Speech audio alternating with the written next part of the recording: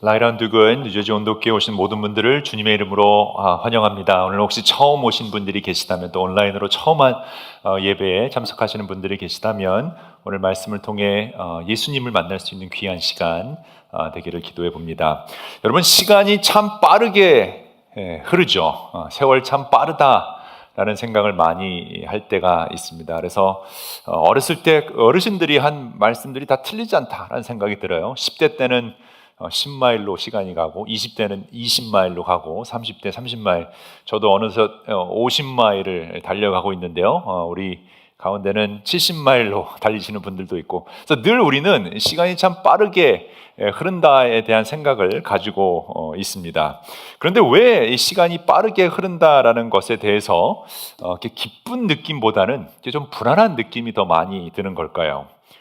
우리는 다른 일을 빨리빨리 하는 건 참 좋아하죠. 근데 시간이 빨리 지나가는 것, 내 세월이 빨리 가는 거에 대해서는 좀 불안해할 때가 있습니다. 아마도 시간이 빨리 흐르면 이제 죽을 때가 가까이 왔다라는 두려움도 있을 거고요.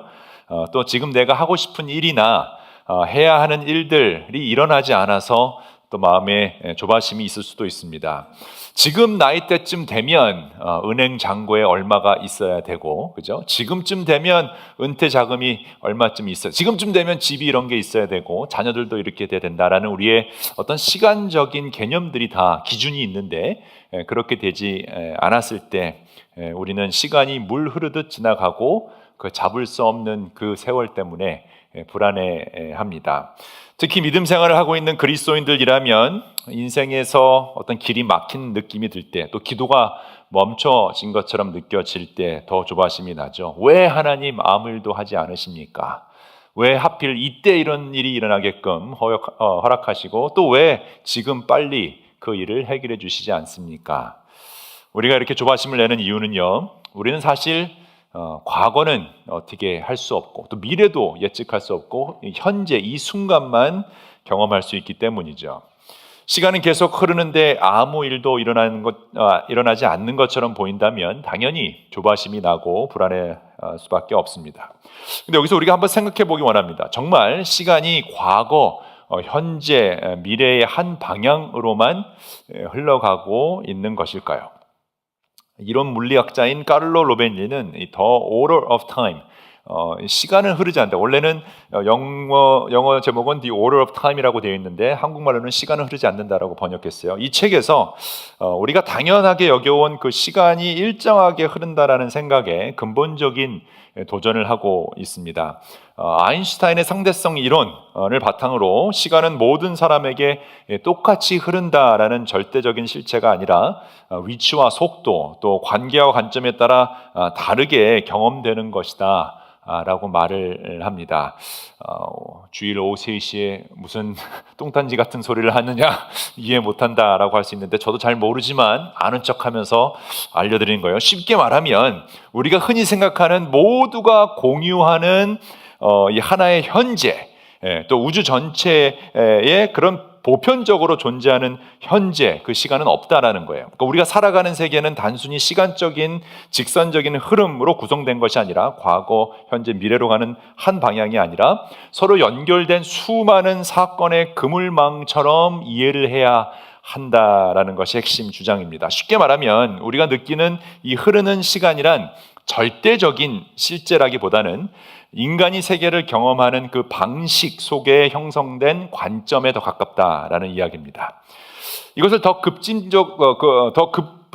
끝까지 밀어붙이면 어떤 결론을 내릴 수 있냐면, 결국 시간은 우리가 생각하는 방식으로 존재하지 않을 수 있다. 사실 시간은 우리가 볼 수 있는 게 아니잖아요. 그러니까 우리가 시간이라는 것 자체를 다시금 생각해 볼 수 있는 도전을 하고 있는 거죠. 우리는 수많은 사건들이 서로 얽혀 있는 거대한 구조 속에서 그 전체를 다 보지 못한 채 오늘 지금 이 순간이라는 한 장면씩만을 경험하며 살고 있기 때문이죠. 그러니까 한국판 그 책 번역이 더 마음에 와닿는 것 같아요. 시간은 흐르지 않는다.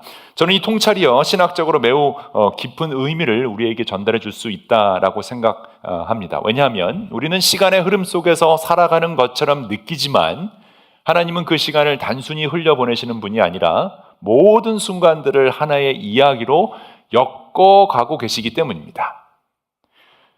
하나님은 시간을 창조하신 분이니까 시간에 갇혀 있는 분이 아니죠. 우리는 시간에 갇혀 있어요. 하나님은 시간 위에 밖에 계십니다. 그러니까 우리는 지금이라는 한 장면만 볼 수 있지만 하나님은 우리의 과거와 현재와 미래를 동시에 보시고 그 모든 사건이 결국은 하나님의 선하신 뜻으로 만들어가고 있다라는 관점에서 우리가 시간을 이해한다라는 것이죠. 바로 이 점에서 바울은요, 이 시간에 대한 우리의 이해를 신학적으로 가장 아름답게 표현하는 그 구절을 우리에게 줍니다. 로마서 8장 말씀인데요. 이렇게 되어 있어요. 우리가 알거니와 하나님을 사랑하는 자, 곧 그 뜻대로 부르심을 입은 자들에게는 모든 것이 합력하여 선을 이루느니라. 이 말씀은 단순히 좋은 일도 있고 나쁜 일도 있지만 결국 다 괜찮아진다라는 정도의 위로가 아닙니다. 오히려 하나님의 그 시간을 이해하는 과거, 현재, 미래가 다 연결되어 있고 하나님 손 안에 있다라고 믿는 사람들에게는 과거의 사건과 현재의 고난과 미래의 소망까지도 모두 하나님 손 안에서 엮여서 마침내 하나님이 원하시는 그 참된 선한 일, 그 구원의 일에 동참시킨다라는 믿음의 선언입니다. 당연히 우리는 지금 나에게 일어나는 이 일을 다 이해할 수 없습니다. 그러나 만약 하나님께서 시간을 컨트롤하고 있는, 전체를 붙들고 있는 것이 사실이라면 우리는 우리에게 일어나는 모든 일들을 하나님께 맡길 수 있어야 할 것입니다. 오늘 본문인 에스더 이야기가 바로 우리의 시간보다 더 크고 깊은 차원에서의 하나님 시간을 설명하고 있습니다. 그리고 그 시간은 그냥 종잡을 수 없이 빨리 흐르고 있는 불안한 연속이 아닌 이미 완성된 사건의 일부분이라는 사실을 우리에게 알려줍니다. 먼저 이 에스더라는 책이 어떤 책인지를 간단히 보도록 하겠습니다. 에스더는 페르시아 제국 때 이야기인데요. 유다 백성은 페르시아의 포로로 잡혀갔거나 도망친 사람들은 다 흩어져서 살아가고 있었습니다. 예루살렘 성전은 완전히 무너졌고 그 시리 월도 다 무너졌고 나라의 형태도 다 없어졌죠. 하나님의 백성은 이런 낯선 제국 한복판에서 간신히 살아가고 있었습니다. 대략 에스더는 그래서 BC 483년에서 473년대의 배경을 가지고 있고요. 지난주 말씀과 연결해서 보면 1차, 2차, 3차 귀환이 있었는데 2차 귀환 때인 에스라 그 전에 살았던 사람입니다. 에스더는 유대인으로 태어났습니다. 그러니까 그 당시 유대인들은 노예였죠. 그러니까 종의 자녀로 태어났고요. 문제는 또 부모님이 일찍 돌아가셔서 고아가 됩니다. 그러니까 그 당시에 여자 노예 고아라는 그 시대적으로 가장 밑바닥에 있었던 가장 약자였던 그 역할을 맡았고요. 다행히 사촌 오빠였던 모르드게가 이 에스더를 딸로 입양해서 키우게 되는데 놀라운 것은 그 시대 가장 약자라고 할 수 있는 그 노예 여자 고아 위치에 있던 에스더가 한순간에 가장 강력한 권력의 위치인 그 페르시아 왕의 왕후가 됩니다. 이게 우연일까요? 에스더는 스스로가 왕과 되겠다고 한 사람은 아니죠. 비전 캐스팅을 하고 공부를 해서 좋은 대학을 가서 준비를 해서 그렇게 된 사람이 아닙니다. 여러 여자들 가운데 선택을 받게 되는데 바로 그 자리가 나중에 유다 민족 전체를 살리는 그 자리가 됩니다. 참 신기하게도 하나님은 이렇게 가장 연약한 사람, 가장 약한 사람들을 통해 민족을 살리는 일을 계속해서 성경에서 하시고 계셨다라는 거죠. 아브라함도 그렇고요. 80세 목동이었던 노인이었던 모세를 통해서도 하나님 그렇게 하시고 다윗도 마찬가지죠. 이 형들 중에 가장 막내둥이라고 천하게 취급을 받았던 양이나 치고 있었던 그 다윗을 통해 하나님께서 선한 일을 하시게 됩니다. 오늘 노예 신분의 고아 에스더도 하나님이 선택하십니다.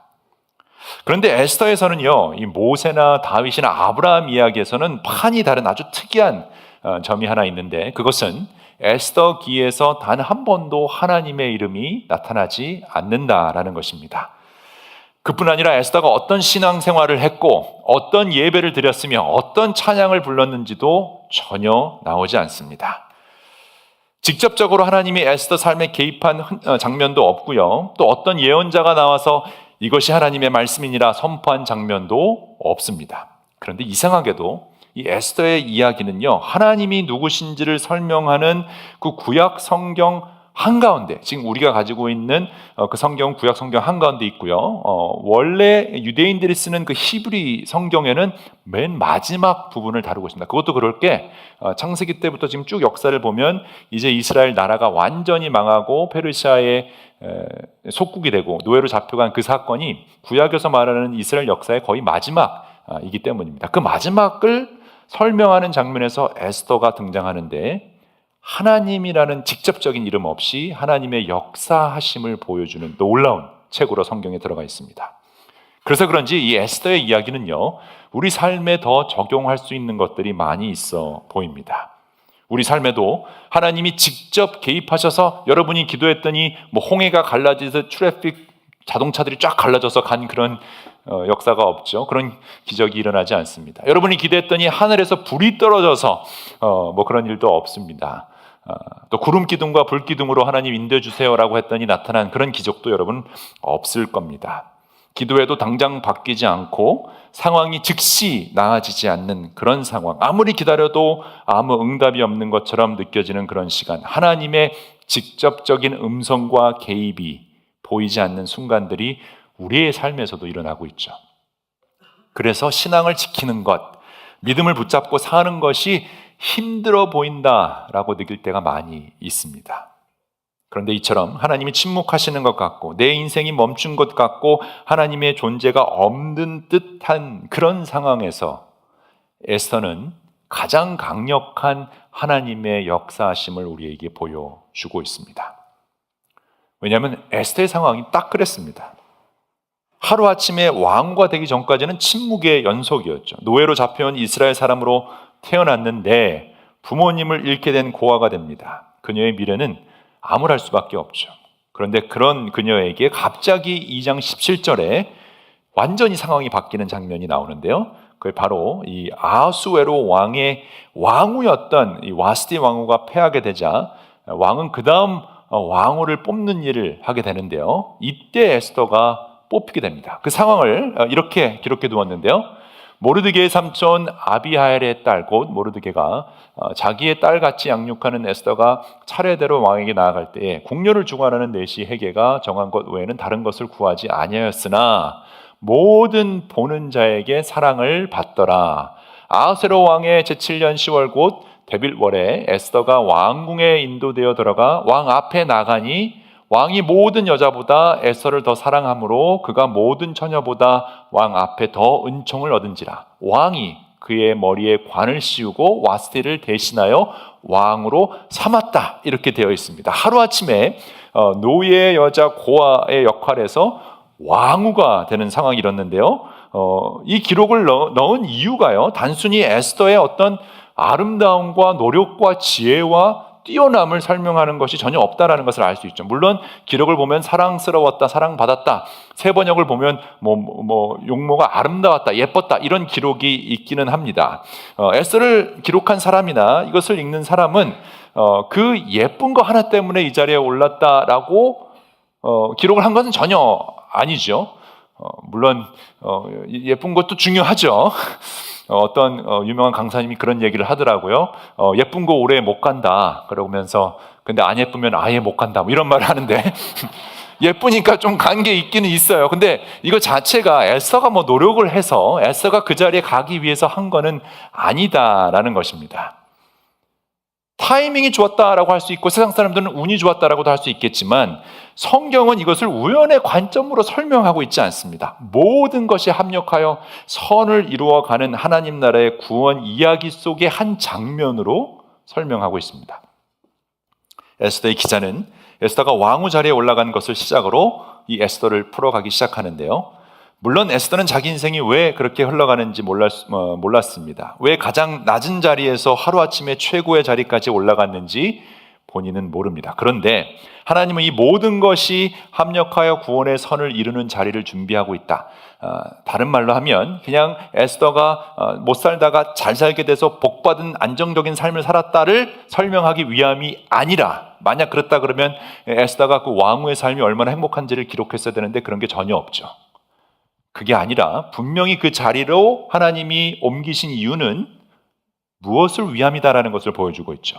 이런 면에서 우리 삶도 비슷합니다. 우리 현재의 자리를 보면 자꾸 우리는 조급해하죠. 언제 승진을 할 수 있을까? 내 직장은 왜 이럴까? 나는 왜 이 자리에 있을까? 내 가정은 왜 아직도 이럴까? 왜 이렇게 돈이 없을까? 이 시간이 무슨 의미가 있을까?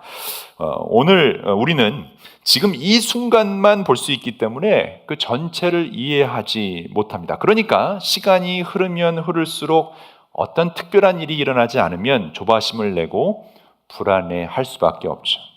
그런데 하나님은 우리가 이해하는 것보다 훨씬 더 큰 그림을 가지고 계시다라는 사실, 우리 그리스도인들은 믿고 있습니다. 우리는 지금 이 한 장면만 보고 있지만 하나님은 전체 이야기를 보고 있다라는 것, 그래서 우리가 절대 우연히 이렇게 살고 있는 것이 아니라 하나님의 계획 속에 있다라는 사실 여러분 믿으십니까? 그러므로 우리가 이렇게 조바심이 날 때마다 외쳐야 할 것입니다. 같이 한번 읽어볼까요? 시작. 오늘의 나는 우연이 아니다.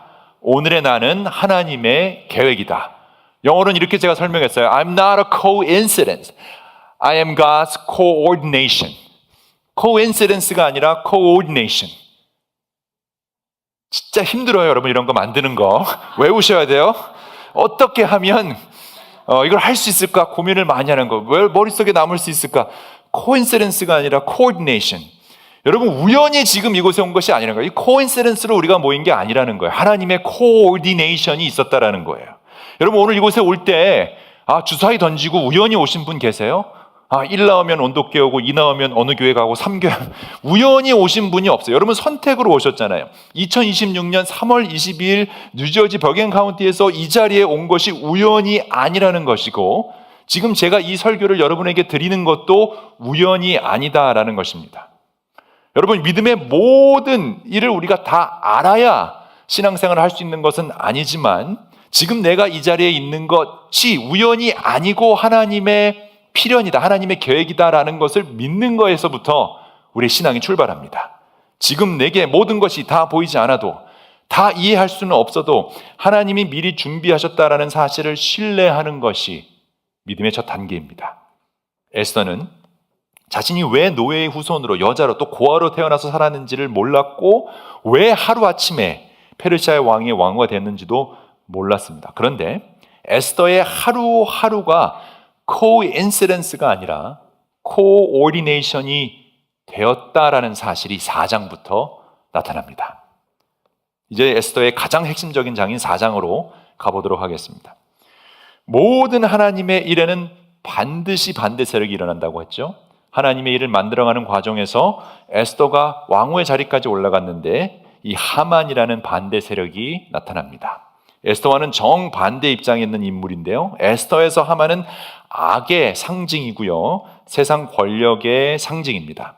모든 것을 자신의 시간대로, 자신의 플랜대로 할 수 있다라고 믿었던 어리석은 자였습니다. 하지만 하만은요, 페르시아 왕 아하수에로가 총애하는 총리였어요. 예전에 이집트의 요셉이 총리였던 것처럼, 그러니까 2인자였다는 거죠. 그러니까 모든 신하들을 자기에게 절을 할 수 있게 만들 수 있는, 그러니까 아하수라 왕 빼놓고는 다 자기에게 절을 할 수 있는 그 위치에, 권력자의 자리에 올라가 있었습니다. 이 어리석은 자인데, 그리고 또라이인데, 이 어리석고 또라이 같은 사람들이 권력자의 위치에 올라가면 어떤 일들이 벌어지는지 우리는 최근에 많이 보고 있죠. 누구라고 말은 하진 않겠습니다. 에스더의 사촌 오빠이자 아버지였던 모르드게는 이 또라이이자 어리석은 권력자였던 하만에게 절을 하지 않기로 결심을 합니다. 그런데 왜 하만이 제가 또라이라는 표현을 쓰고 어리석은 자라고 하냐면, 모르드게 한 명만 인사하지 않고 다 인사했어요. 다 절을 했어요. 그럼 그냥 넘어갈 수 있잖아요. 그런데 이 어리석은 사람들은 별것 아닌 거 가지고 꼬투리를 잡고 화를 내고 분노합니다. 하여튼 이 화가 문제인데요, 화를 잘 내는 사람은 여러분 무조건 멀리 하셔야 합니다. 그리고 계속해서 내가 그 화를 내는지, 분노가 내 안에 있는지를 여러분은 몰라요. 알 수가 없어요. 그러니까 주위에 있는 배우자나 자녀들의 가까이 있는 사람들한테 물어봐야 되는데 내가 화를 잘 내는지 물어볼 때 조심해야 돼요. 왜냐면 분명히 이럴 거거든요. 그럼 또 그거 갖고 내가 언제 화냈다 그래? 그러면서 또 화를 내면 싸움이 됩니다. 근데 여러분 그런 상태까지 가면 여러분 문제가 있는 거예요. 그리스도인은 화를 아예 내지 않는 건 아니겠지만 slow to anger. 왜 그래야 되죠? 왜냐면 하나님이 그렇게 하나님을 설명하시잖아요. 하나님은 slow to anger. 노하시기를 더디하신다. 그러니까 화의 부분에 있어서 우리가 정말 노력해야 될 것입니다. 하나님의 사람은 분노할 수 없습니다. 하만의 분노는 모르드게를 넘어서 유대인을 멸절시키려는 악랄한 음모까지 꾸미게 되는데요. 그래서 아예 왕에게 인장을 받아서 조서까지 그러니까 법으로 만들어 놓은 거예요. 그리고 모르드게를 교수대에 매달기 위해 긴 장대 나무까지 준비합니다. 모르드게와 유대인들이 이 또라이 하만 때문에 하루아침에 죽게 생겼습니다. 오늘날에도 수많은 사람들이 이 한두 명의 또라이들 때문에 죽는 일들이 벌어지는데 그리스도인들인 우리가 여러분 이런 것을 보고 어떻게 해야 할지 정말 고민할 수 있으면 좋겠습니다. 같이 애통해 할 수 있으면 좋겠어요. 모르드게와 이스라엘 사람들은 이 사건에 애통해 하기 시작하고 이것을 어떻게 막을 수 있을지 실질적으로 고민하고 또 액션을 취하기 시작합니다. 그런데 여러분 아무리 악이 판을 치는 것 같고 그들이 벌을 받지 않는 것처럼 보여도요 하나님의 시간 속에서는 반드시 심판받고 무너지게 되어 있다는 사실 아십니까?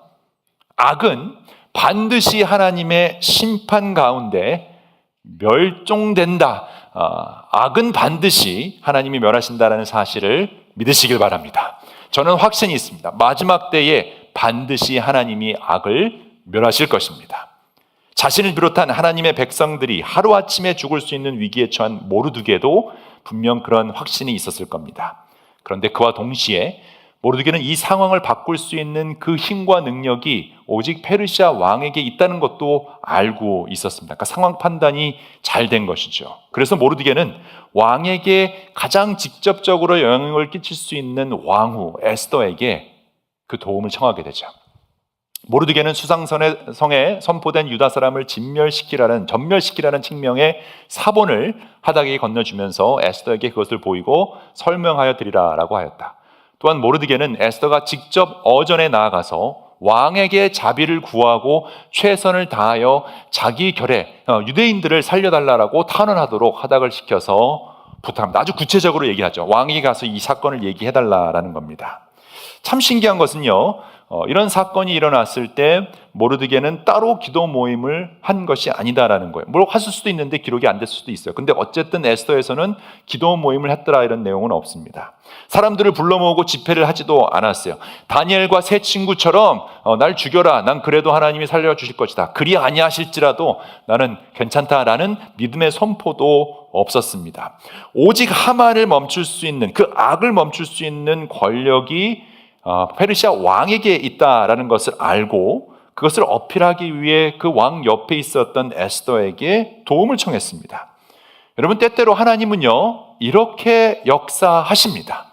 우리 시대 때는 더욱더 이렇게 역사하시는데 그 이유가 지금 창세기 때부터 쭉 느헤미야까지 봐왔잖아요. 하나님이 그렇게 직접적인 개입을 하시고 직접적인 기적을 보여주시고 음성도 들려주시고 불도 내려주시고 다 했는데 인간들이 또 죄를 짓는 모습에서 하나님이 다른 방식을 취하신 것 같아요. 하나님을 온전히 믿는 믿음의 사람들을 통해 이 세상에서 역사하게끔 하나님이 방법을 바꾸십니다. 물론 오늘날에도 하나님이 원하시면 그런 기적이 일어날 수 있죠.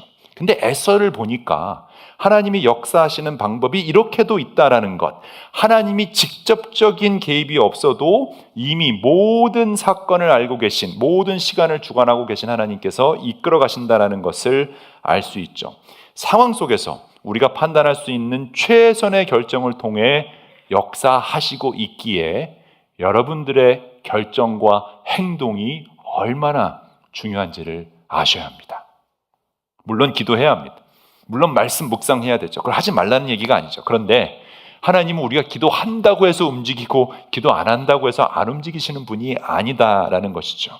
현재라는 시간 속에 갇혀 있는 우리가 알 수 없는 방법으로 하나님은 역사하시니 우리는 우리에게 주어진 지혜와 위치와 힘과 모든 것을 이용해서 기도와 같이 나아가야 된다라는 것입니다.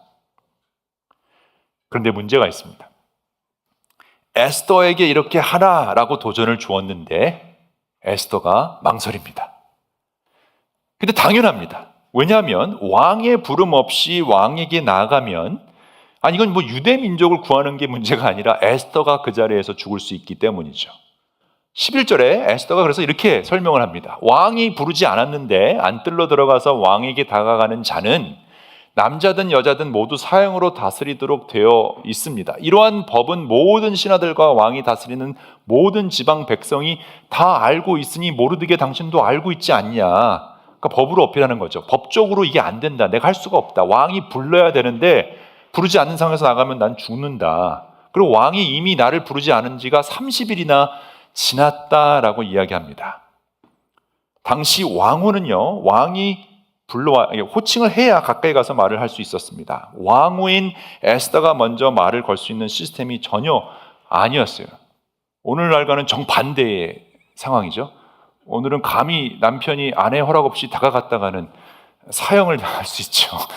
예전에는 정반대였어요. 둘 다 문제가 있는데 전혀 허락 없이 가까이 갈 수 없는 그런 상황이 이 상황이었죠. 그러니까 에스더의 반응이 합리적이죠. 하고 싶어도 할 수 없다. 그런데 이런 에스더의 미적지근한 반응에 모르드게는 하나님의 시간론과 구원론이 담긴 유명한 말을 남기게 되는데 혹시 아십니까? 구약에서 유명한 구절 중에 하나가 나옵니다. 모르드게는 그들을 시켜서 에스더에게 다음과 같이 전하라고 하였다. 왕후께서는 궁궐에 계시다고 하여 모든 유다 사람이 겪는 재난을 피할 수 있다고 생각하십니까? 이런 때에 왕후께서 입을 다물고 계시면 유다 사람들은 다른 곳에서라도 도움을 얻어서 마침내는 구원을 받고 살아갈 것이지만 왕후와 왕후의 집안은 멸망당할 것입니다. 왕후께서 이처럼 왕후의 자리에 오르신 것이 바로 이런 일 때문일지를 누가 압니까? 이 부분은 개역 개정이 더 맛이 납니다. 개역 개정은 이렇게 되어 있죠. 이때 내가 만일 잠잠하여 말이 없으면 에스더를 향해 말합니다. 유다인은 다른 데로 말미암아 노임과 구원을 얻으려니와 너와 내 아버지 집은 멸망하리라. 내가 왕후의 자리를 얻은 것이 이때를 위함이 아니한가. 유명한 말씀이죠. 영어로 보면 For such a time as this. 이때를 위함이 아니한가. 이 모르드게의 긴급한 고백은 하나님이란 단어 없이 성경 전체에서 설명하고 있는 하나님의 구원과 은혜를 가장 잘 설명해 주고 있습니다. 하나님의 구원은요, 인간의 반응에 달려있지 않다라는 거예요. 에스더가 강력한 위치에 있지만 네가 하지 않는다고 해서 그럼 우리가 죽을 것 같냐? 라고 이야기를 하는 거예요. 하나님의 구원은 한 사람의 순종이 없어도 이루어질 수 있다. 너 아니어도 돼 라고 이야기하는 겁니다. 하나님의 뜻은요, 한 사람의 두려움, 불순종 때문에 무너지지 않는다는 거예요. 이미 아담 때부터 보여주셨잖아요. 아담의 불순종으로 하나님의 구원 계획이 무너지지 않았어요. 아브라함의 불순종으로 하나님의 구원 계획이 무너지지 않았습니다. 모세 때도 마찬가지고요. 다윗 때도 마찬가지고 사사기 때 계속 보면 그런 사람들로 통해서 하나님이 애통해 하시고 아파하시고 벌도 주셨다가 다시 또 구원해 주셨다를 반복하셨지만 우리가 확신할 수 있는 것은 하나님의 구원의 이야기는 한 사람의 불순종 때문에 이루어지지 않는 것은 아니다라는 거죠. 왜냐하면 구원은 하나님께 속하였나니. 하나님은 이미 그리스도 예수의 그 시간 안에서 모든 구원을 이루어 놓으셨어요. 아까 우리는 오늘만 경험하지만 하나님은 시간을 초월하신 분이라고 말씀하셨어요. 예수 그리스도를 통해 이미 구원을 이루어 놓으셨기 때문에 에스더 네가 지금 그 순종을 안 한다 해도 하나님은 이루어 주실 거다라는 것입니다. 그런데 하나님이 우리를 그 역할로 부르시는 이유는 구원의 역사 안에서 그 기쁨을 누리도록, 하나님과 그 잔치의 기쁨을 누리도록 초대하시는 것이죠. 우리가 필요해서가 아니라 하나님의 구원을 이루기 위해 내가 필요한 것이 아니라 이미 구원해 놓으신 그 잔치에 나를 초대하심으로 같이 그 기쁨을 누리기 위함이라는 것입니다. 그러므로 우리의 역할은 감사함으로 기꺼이 동참하는 것입니다. 하나님은 그냥 알아서 할 테니까 너는 빠져 있으라는 뜻이 아니고요. 하나님은 우리를 세우셔서 그분의 뜻이 이루어지는 현장에 초대하시는 거죠. 왜냐하면 그럴 때 우리는 하나님이 가장 기뻐하시는 사람 살리는 일, 구원하는 일, 그 기쁨을 같이 경험할 수 있기 때문입니다. 그러므로 하나님 안에 있는 우리의 시간은 그냥 흐르는 것이 아닙니다. 이미 모든 것이 합력하여 구원의 선을 이룬 그 과정에서 기쁨을 경험할 수 있도록, 우리는 매일매일 매 순간마다 기쁨을 경험할 수 있도록 하나님이 초대해 주시고 있다라는 거죠. 물론 그렇기 때문에 이 초대를 거부할 수도 있어요. 여러분에게 자유의지가 있으니까 하나님이 초대하셨는데 거부할 수 있어요. 애써도 거부할 수 있어요. 그런데 어떤 일이 일어납니까? 거부하게 되면 하나님의 그 기쁨의 구원의 일에 동참하지 못하는 일이 일어나는 거죠. 그냥 그 시간이 웨이스트 해버리는 거예요. 그러니까 여러분, 하나님의 초대를 거부하지 마시기 바랍니다. 동참하시기 바랍니다. 참여하시기 바랍니다. 기꺼이 오늘만 경험할 수 있는 그 나의 타임을 거대한 하나님의 시간 속에 던짐으로 놀라운 사람 살리는 구원의 기쁨을 오늘 경험할 수 있어야 한다라는 거예요. 구원의 시간, 사람 살리는 시간, 나를 통해 내 주위에 있는 사람을 살리는 그 일을 위해 여러분, 하나님이 부르셨습니다. 지금 남편으로 부르심을 받은 그 자리에서 여러분의 아내를 살려주십시오. 따뜻한 말 한마디, 손길 하나가 살릴 수 있습니다. 지금 아내로 부름받은 그 자리에서 여러분, 죽어가는 남편을 살릴 수 있는 따뜻한 말 오늘 지금 할 수 있습니다. 아빠로서, 엄마로서, 교회 리더로서, 교사, 돌보미, 봉사자로서, 또 여러분 일하는 그 일터에서, 여러분의 그 자리에서 사장으로서, 실장으로서, 팀장으로서 모든 그 자리는 결코 우연이 아니다라는 거예요. 하나님은 우연히 여러분을 만들지 않았어요. 하나님은 구원의 일, 생명의 일, 창조의 일, 그 선한 일을 위해서 여러분을 그 자리에 두시고 바로 그 자리에서 오늘 그 놀라운 사람 살리는 일의 기쁨을 느끼게 해주시는 거예요. 여러분이 오늘이라는 시간이 주어진 이유는 혼자 잘 먹고 잘 사는 왕후의 자리에서 앉아 있으라고 주신 것이 아니에요. 사람 살리기 위해서. 오늘 우리는 내 주위에 있는 사람을 살릴 수 있잖아요.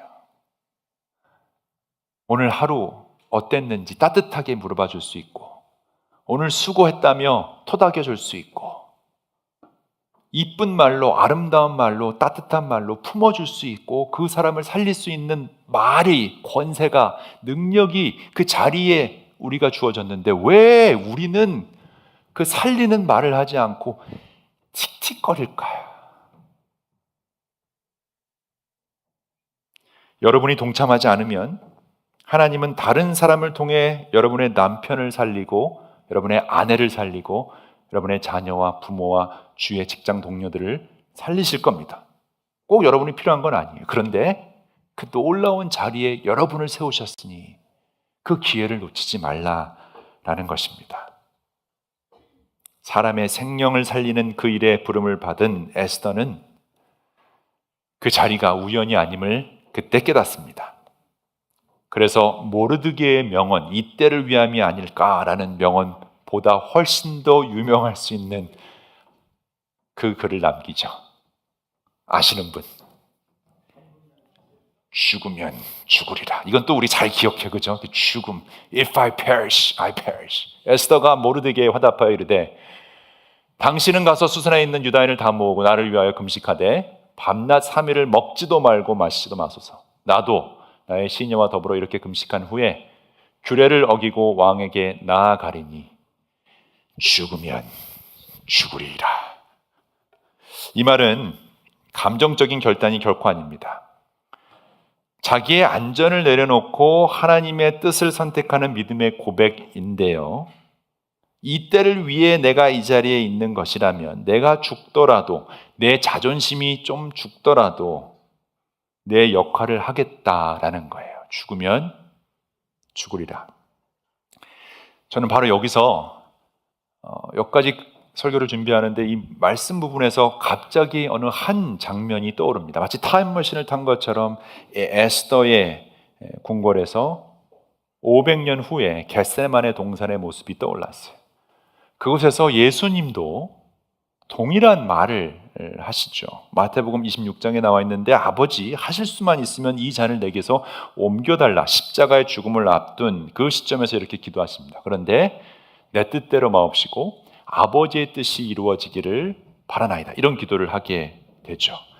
예수님은 그 잔이 얼마나 무거운 잔인지를 알고 계셨고요. 그리고 그것이 사람 살리는 일임을 알고 계셨죠. 십자가에서 예수께서 죽으셔야, 그 피를 흘리셔야 많은 사람들, 온 세상을 구원할 수 있는 하나님의 뜻이 거기 있었기 때문이죠. 그래서 예수님은 내가 죽어야 한다면, 그래서 온 세상을 살릴 수 있다면 그렇게 하겠다라는 말. 그래서 에스더의 오늘 이 고백, 죽으면 죽으리라 라는 말은요, 500년 후에 예수 그리스도의 그 모습을 직접 보여주는 말이기도 합니다. 죽으면 죽으리라. 예수님은 우리를 살리기 위해 이 땅에 오셨고 우리의 죄와 절망의 문제를 위해 십자가에 죽으셨으며 부활로 새로운 생명을 우리에게 선물해 주셨어요. 사람 살리는 일을 하십니다. 그 결과 예수를 믿으면 누구든지 멸망치 않고 영생을 얻을 수 있는 놀라운 생명을 주셨죠. 이 복음이 우리에게 선포됐고 오늘 이곳에 계신 여러분들은 우연히 이 복음을 들은 것이 아니라 하나님의 계획 안에서 이 복음을 듣고 이 자리에 있는 것이죠. 그래서 이 복음에 초대받은 우리들에게 주어지는 마지막 질문은 이것입니다. 하나님께서 에스더의 이야기를 성경에 남기신 것, 에스더의 죽으면 죽으리다가 예수 그리스도의 십자가로 이어진 것, 그리고 오늘 여러분이 이 말씀을 듣는 이 모든 게 과연 우연이냐라는 거죠. 절대 우연이 아니죠. 오늘 나는 우연이 아니에요. 코인시던스가 아니에요. God's coordination. 하나님이 여러분을 초대하셨고, 그러므로 이 복음을 들은 여러분은 여러분 주위에 있는 사람을 살리는 일에 초대되었음을 믿으시길 바랍니다. 오늘 나가면서 살리는 말 하셨으면 좋겠어요. 격려의 말, 칭찬의 말, 진짜 여러분 우리 주위에 있는 가깝고 가장 나랑 친하고 어떻게 보면 모든 것을 다 알고 있는 사람들부터 우리 살려내 봅시다. 저는 믿습니다. 이게 우연이 아니에요. 하나님의 섭리라면, 하나님의 시간, 하나님의 사랑, 하나님의 구원이 지금 우리 앞에 있다면 반응하시기 바랍니다. 죽으면 죽으리라 라는 그 고백은 선교사가 돼서 어디 가서 순교하라는 그 고백으로 주신 것이 아니라 당장 내가 자존심이 상하고 기분이 좀 나빠도 내 자아가 죽으면 죽으리라 라는 각오로 내 옆에 사람을 살리는 일에 동참하는 것입니다.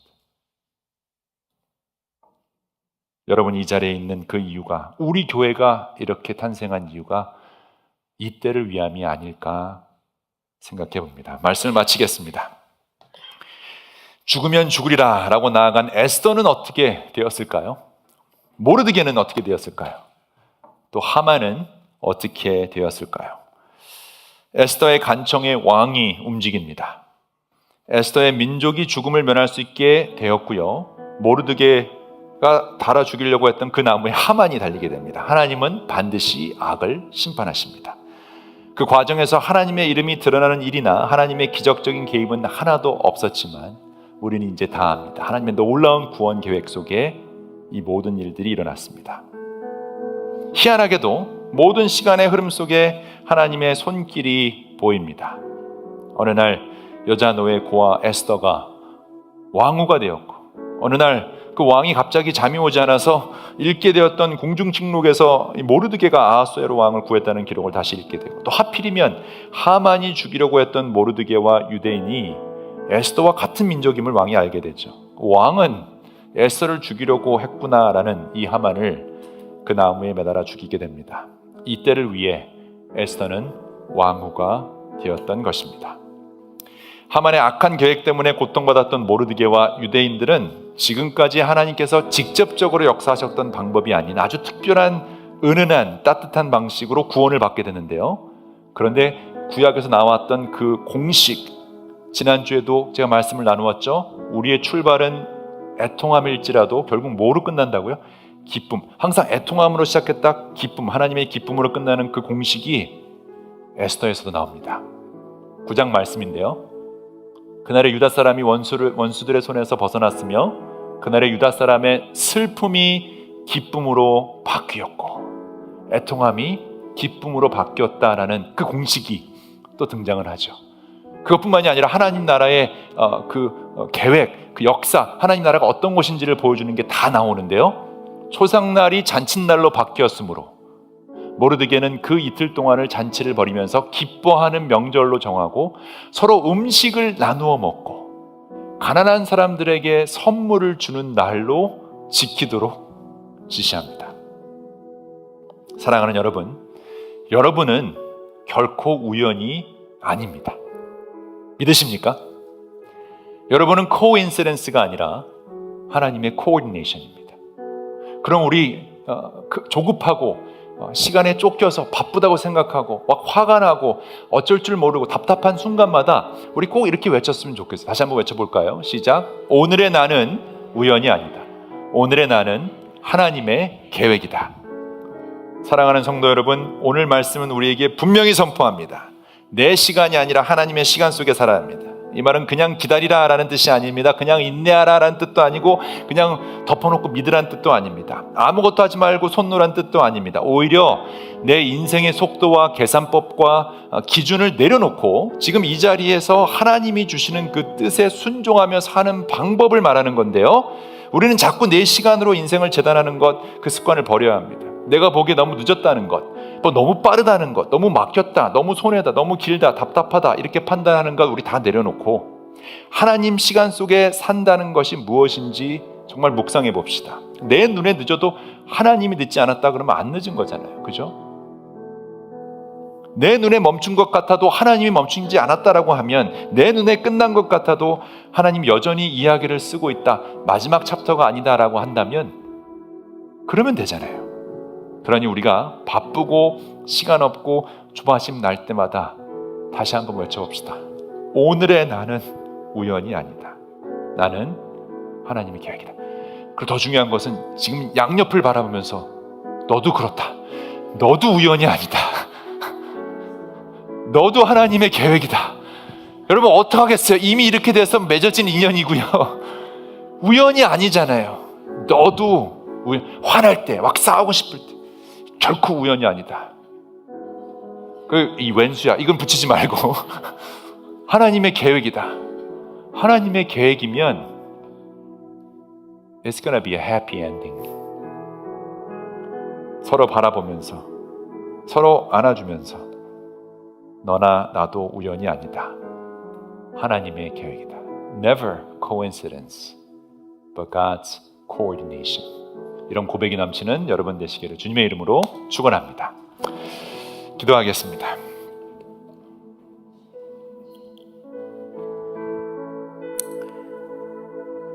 우리 조용히 한 1분 정도 오늘 말씀을 묵상하면서 다시 되짚어 보면서 하나님이 주시는 마음이 분명히 있을 겁니다. 그 부분을 꼭 붙잡고 우리 나아가는 시간 가진 후에 축도로 예배를 마치도록 하겠습니다. 조용히 우리 기도하겠습니다.